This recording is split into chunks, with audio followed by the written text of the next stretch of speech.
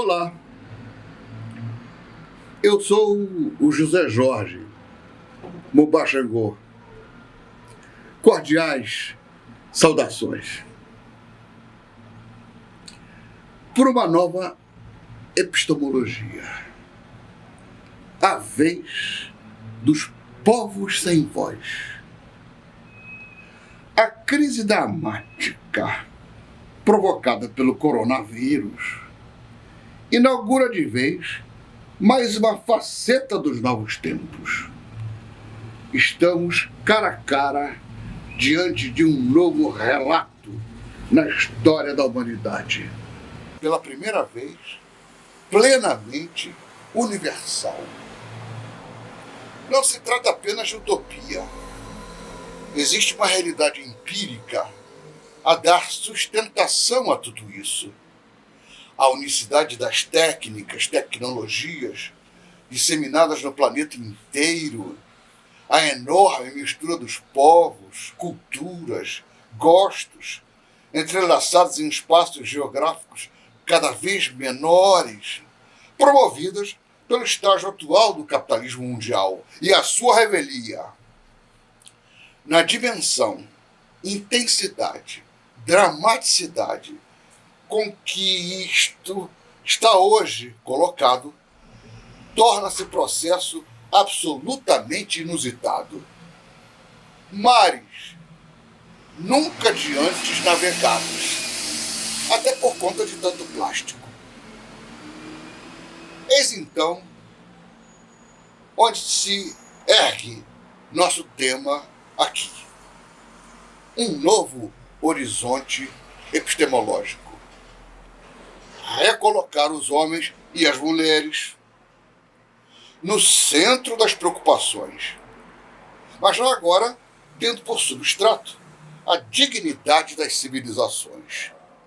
Ali onde a prontidão dos sentidos, quando da busca de bens materiais finitos, vem lado a lado da procura dos bens infinitos, como a solidariedade, inclusive com a natureza, a liberdade, a felicidade, que quanto mais se distribuem, mais aumentam.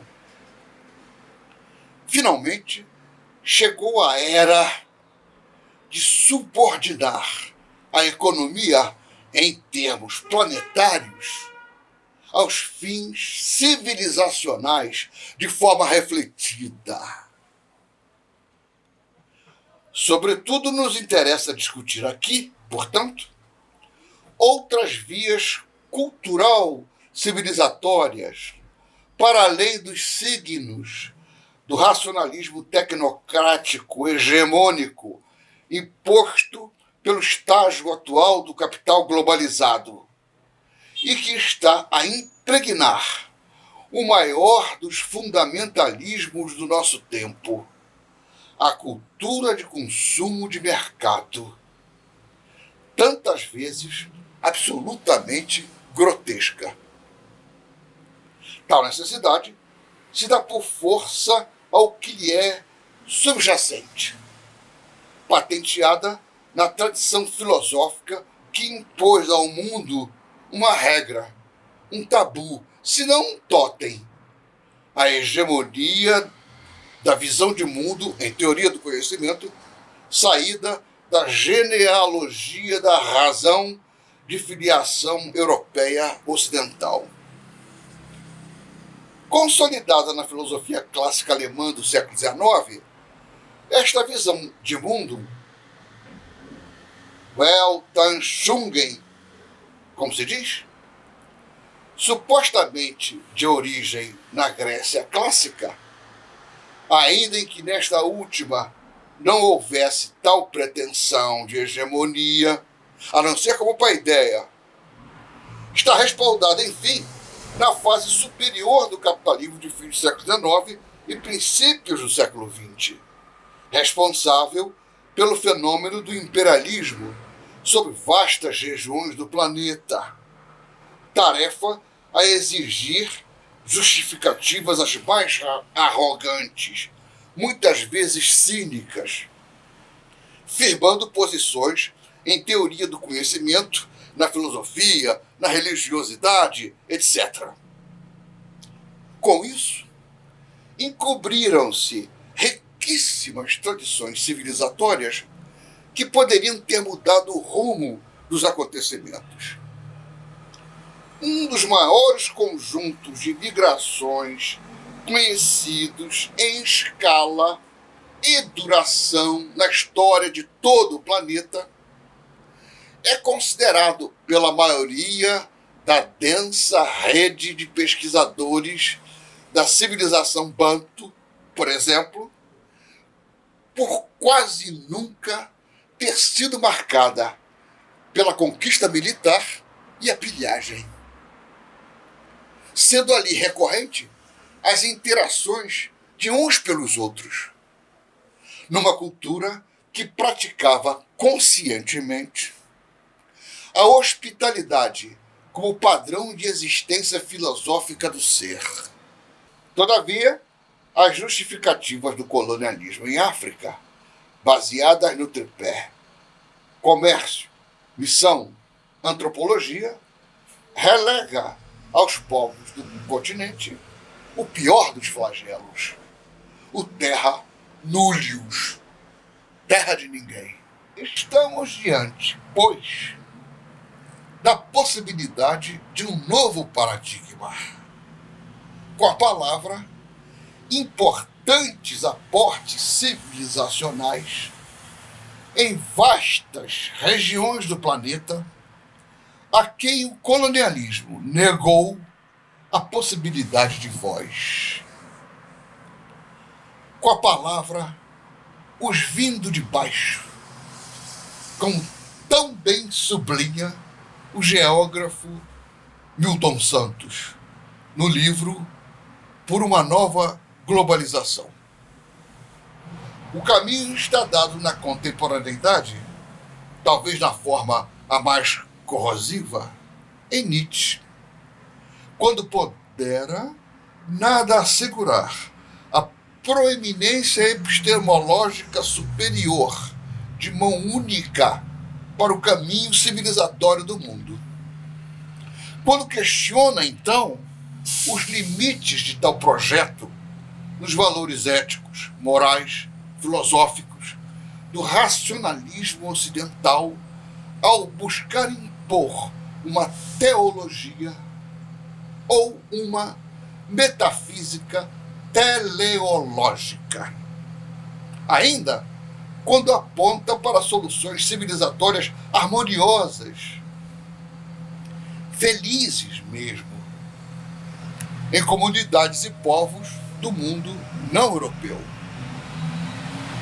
O caminho também está dado no enterro definitivo das concepções externas ao próprio processo histórico, a exemplo do gênio nacional ou dos determinismos tipo geográfico ou racial, como previsto em Marx, que produz a primeira teoria global coerente das sociedades humanas, no caso, consideradas como dotadas de desenvolvimento autodinâmico, de objetividade em si, estruturado em cada organização sociocultural histórica específica, por meio de processos reinterativos. Por sua vez, Frantz Fanon abre uma avenida epistemológica libertária ao relacionar colonialismo e dimensão psicológica do preconceito dito racial. O caminho alarga-se ainda quando Claude Lévi-Strauss, em Tristes Trópicos, revela dramaticamente a alteridade civilizacional do outro em termos universais. Eis que justamente a terra nullius revelaria surpreendente e importante reflexão sobre o circunstancialmente colonizado assumir o controle do eu próprio. E não é de hoje. Quanto mais não seja, há precursores no século XVIII, no XIX, quando do pan-africanismo dos anos de 1930 e 1940, de Aimé Césaire, de Jomo Kenyatta, de Alioune Diop, da Sociedade Africana de Cultura, da revista e editora Présence Africaine, a ecoar mesmo junto a pensadores de referência na cultura ocidental, assim como nos trabalhos da moderna antropologia e etnografia, da linguística, da história. Vivenciava-se ali o que se denominou o ocaso do homem branco, dado o retumbante fracasso do projeto civilizatório exposto por duas guerras mundiais, o nazifascismo, os regimes ditatoriais, o racismo e os preconceitos levados ao limite. Reflexões essas intensificadas no verdadeiro levante cultural como ocorrido em África, quando das jornadas pela libertação nacional dos anos 1950 e especialmente dos anos 1960. Ergue-se, em consequência, ali, uma presença diferencial, ciosa de seu espaço, tanto na história quanto no conhecimento sobre sua própria realidade. O debate desdobra-se, pois, seja em outro modo de ocupar-se da dignidade humana como referência inexcedível da convivência, seja em trazer para o centro da cena o contexto sociocultural, científico, filosófico.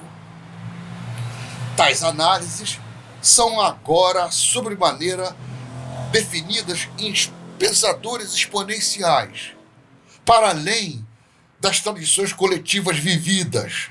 Eis um marco distintivo fundamental. Fabien Ebousi-Boulaga, em livro publicado em 1977, La crise du mouton, authenticité africaine e philosophie, vai direto ao assunto. Se quisermos sobreviver, é preciso filosofar verdadeiramente. Em outras palavras, filosofar para além do Ocidente, de suas regras de renúncia de ser eu, assim como de suas definições para nossa abolição.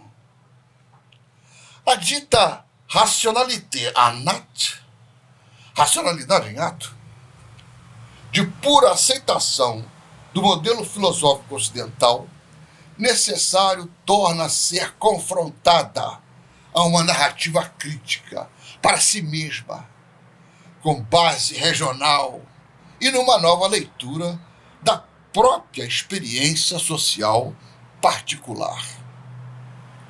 O interessante é perceber este corte epistemológico se dar em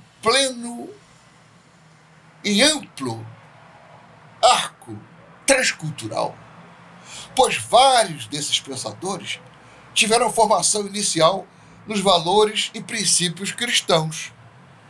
O próprio Ebousi-Boulaga, ex-padre, com doutorado na Universidade de Lyon, é exemplo referência.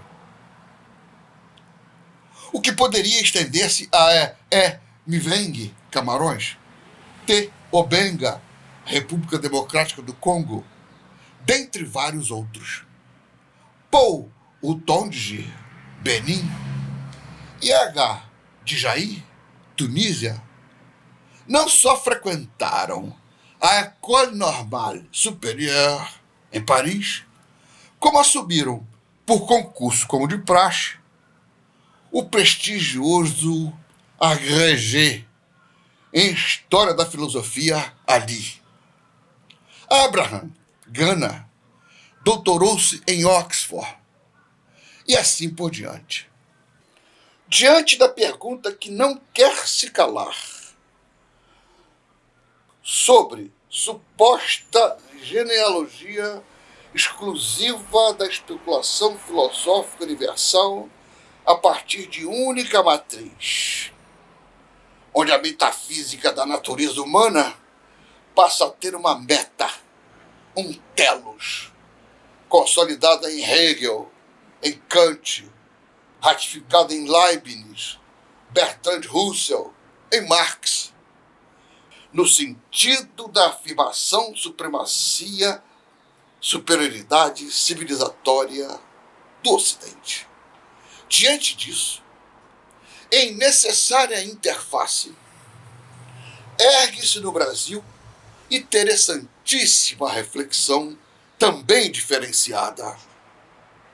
Por suposto, igualmente negra, melhor, afro, no sentido em que Muniz Sodré denomina em vários de seus livros, a exemplo de Pensar na Go, de 2018, a arqué, o legado da tradição, tanto no sentido aristotélico de origem, quanto no princípio material das coisas. Reforça-se assim, ainda uma vez, o levante dos povos sem voz, os Anel Logon, nessa condição colocados pelo saber arrogante e opressivo previsto na genealogia da razão ocidental. Certamente transcultural, como em África, o debate vai igualmente por aqui ao cerne do problema.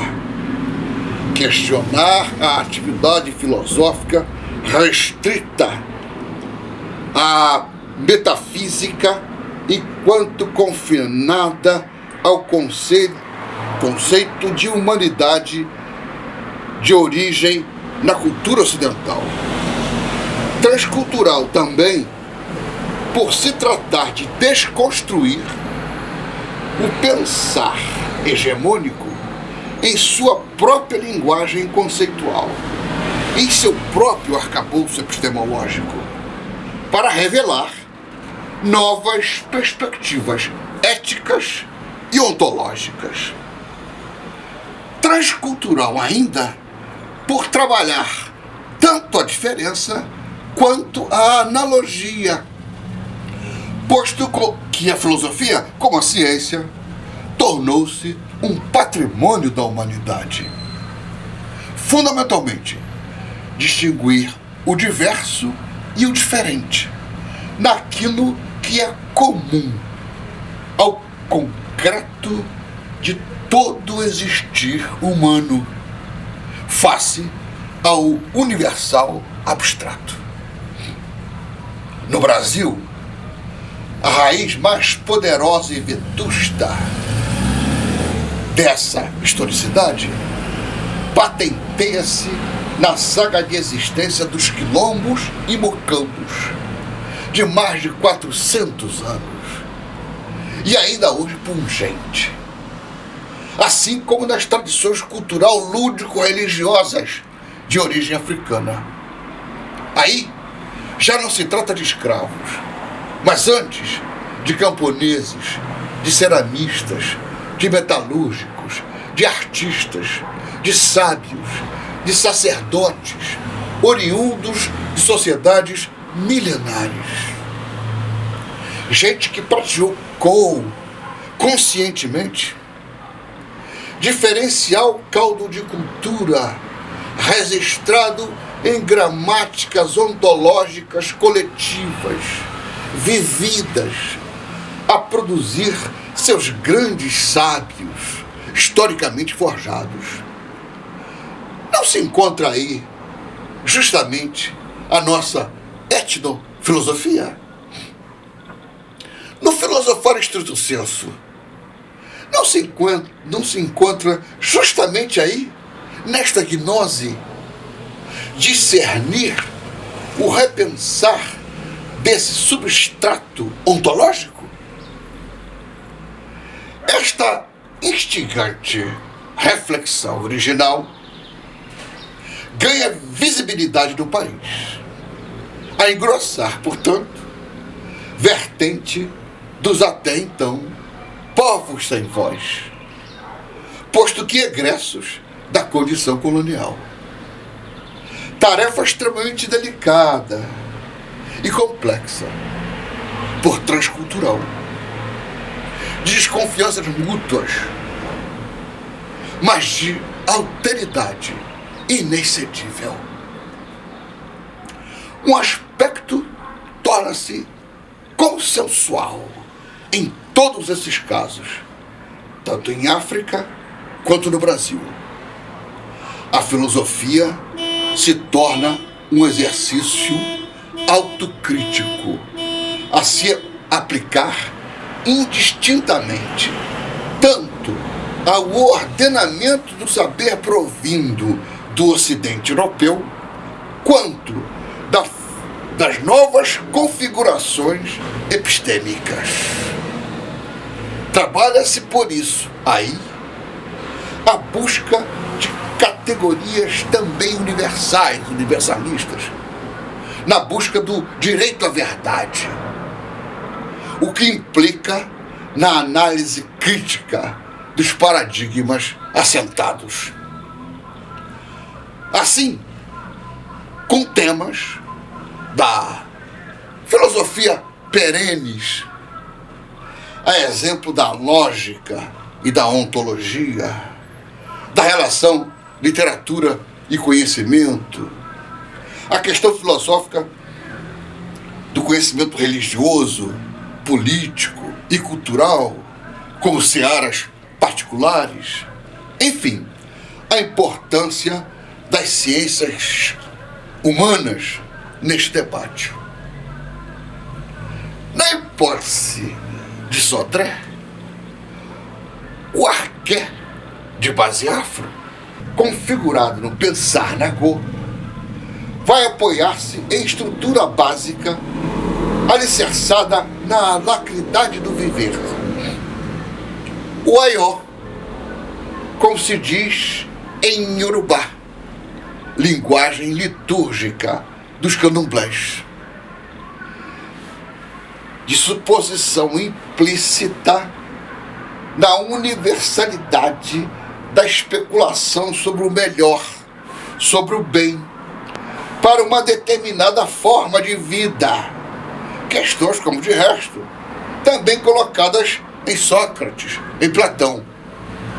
Curiosamente, no Brasil, tais especulações filosóficas, como em África, igualmente partem de uma gnose, no sentido o mais próximo da etnografia dos povos tradicionais, dada a força avassaladora de sua presença aí entre nós, a incluir as tradições culturais indígenas, o primeiro habitante da Terra. Desse modo, a exegese filosófico-cultural parte desse legado ontológico, agora de forma repensado, na especulação filosófica estrito sensu. Em todos esses casos, a inferiorização desse aporte foi o estigma o mais estratégico para impor a pretendida hegemonia da razão ocidental. De resto, se conhece muito bem a fragilidade resultante daquelas perspectivas reducionistas, no limite confinadas no ideário do primitivo, do pré-lógico, na oposição deuses pagãos versus uma única imagem correta de Deus, etc. Por sua vez, ao nos referirmos aos espaços construídos no Brasil por descendentes de africanos, estaremos a falar de experiências históricas advindas de povos milenares. Os povos de origem banto, hoje em África, cerca de 300 milhões de pessoas, que se constituíram na maioria daqueles transportados como escravos, por exemplo, possuem civilização que pode recuar a 3.500 anos antes de Cristo.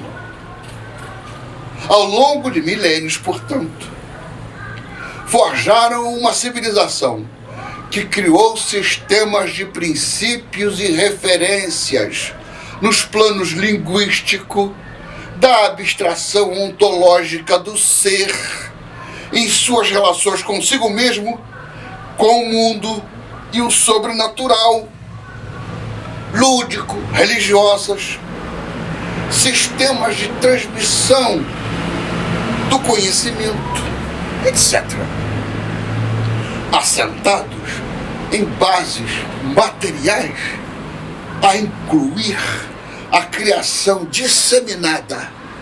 Assentados em bases materiais a incluir a criação disseminada da metalurgia já nos 500 anos antes de Cristo.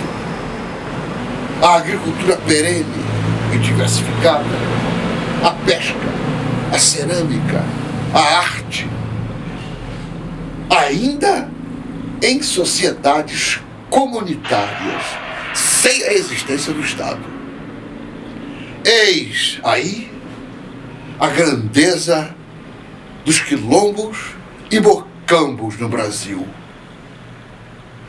tantas vezes misturados aos povos indígenas, constituindo massa negro-caburé, a mais original essência demográfica do país desde sempre. Esta modulação de compreender o mundo e a ética humana, essa perspectiva de análise proporcionada no país pela historicidade peculiar do meio social afro-brasileiro, pode estender-se à literatura, às artes, à música, às ciências humanas e sociais, às experiências educacionais baseadas em conhecimentos comunitários, na busca de construir um ethos para além da condição de vítima, em contraste aos modelos oficiais impermeáveis à diversidade e, por isso, reducionistas. Neste caso, está em jogo intrinsecamente a autodeterminação identitária do país, dada a crise irremediável do modelo de democracia racial brasileira, até então enraizado na utopia civilizatória mimeticamente transplantada e assegurada por privilégios que não são direitos inconfessáveis. Salvar no web, eu vou cantar no web.